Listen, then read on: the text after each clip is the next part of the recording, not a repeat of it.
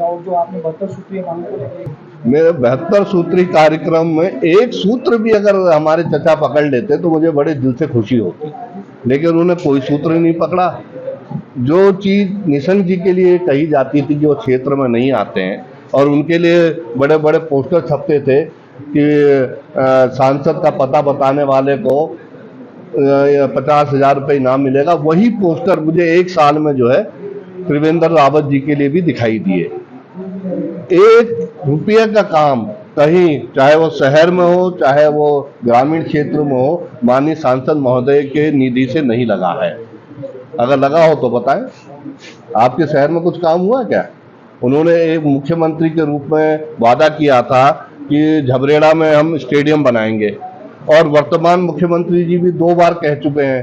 पीछे लिब्बरहेड़ी में आए थे, वहाँ जबकि लिब्बरहेड़ी का जो पुल है वो कितने समय से टूटा पड़ा है, उससे यातायात इतना बाधित होता है, हमारे कई नौजवान दुर्घटना में मारे गए हैं, लेकिन उनकी तरफ सरकार देख नहीं रही है। ना तो उन्होंने मंच से कोई घोषणा की और उस पुल की तो जिक्र भी नहीं किया। एक वाकया सामने आया है जिसमें एक मेला लगना था गढ़ी कैंट में, कृषि मेला, और उसमें उसका टेंडर जो है किया गया, विभाग द्वारा टेंडर निकाला गया, लोगों ने उसमें टेंडर भरा भी है, और वो टेंडर खुलने की जो तारीख थी वो 11 जून थी।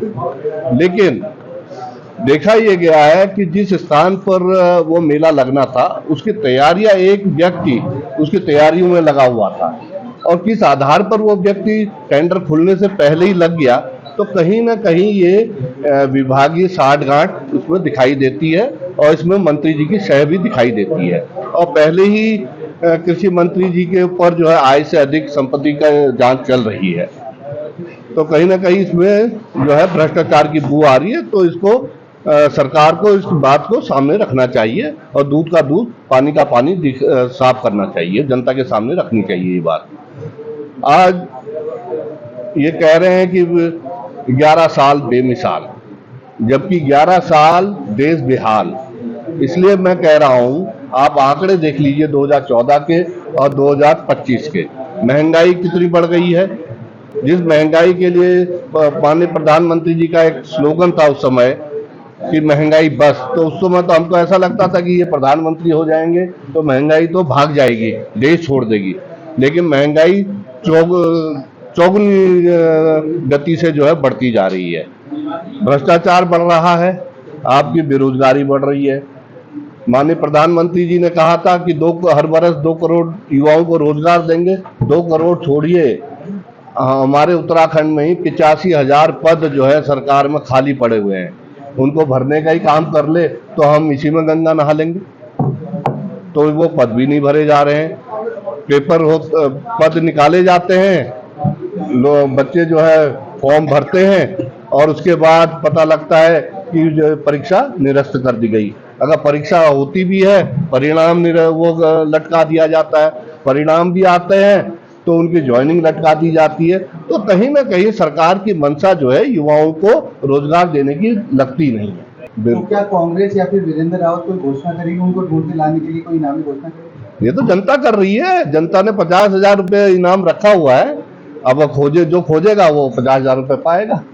आपने नंबर भी दिए हैं उन्हें, 10 में से क्या नंबर दिए हैं? उनका 1 साल का जो कार्यकाल है वो 10 में से 0 है, बिल्कुल 0 है। रावत जी, इन सांसद चचा को अपने कुछ सलाह देंगे? मेरी सलाह तो यही है, मेरा तो अनुरोध है उनसे, वो बहुत सीनियर लीडर हैं, कि क्षेत्र का विकास करें। आज केंद्र में भी उनकी सरकार है, राज्य में भी उनकी सरकार है, तो केंद्र से कुछ योजनाएं ऐसी लाएं जिससे हमारा हरिद्वार भी लाभान्वित हो और हमारा उत्तराखंड भी लाभान्वित हो। लगता नहीं आपको विपक्ष का और सांसद जी कर रहे हैं, आप लगातार अपनी सरकार के खिलाफ भी बयानबाजी करते हैं? बस उन्होंने एक काम अच्छा किया कि लोकसभा में खनन के बारे में जरूर उन्होंने प्रश्न उठाया, लेकिन उस प्रश्न उठाने के बावजूद भी आज भी जो है अवैध खनन हरिद्वार में हो रहा है, हमारे नदियों को छीला जा रहा है, और ये खनन जो है बाहर के लोग कर रहे हैं, हमारे स्थानीय लोगों को उसका कोई फायदा नहीं मिल रहा है। अगर हमारा कोई किसान अपने घर का मकान बनाने के लिए भी रेता लाता है तो उसके ऊपर उसका जो है चालान कर रही है पुलिस। कांग्रेस खनन के मामले को लेकर सांसद जी के साथ मिलकर अभियान चलाया। कांग्रेस तो पहले से ही अभियान चला रही है। सांसद जी के प्रश्न उठाने से पहले भी हम कई बार जो है अवैध खनन की बात हमारे सीनियर लीडरान ने उठाई है। अगर आप ये वीडियो YouTube पर देख रहे हैं तो हमारे चैनल को सब्सक्राइब करें और बेल आइकन को दबाना ना भूलें। अगर आप Facebook पर ये वीडियो देख रहे हैं तो हमारे पेज को लाइक करें।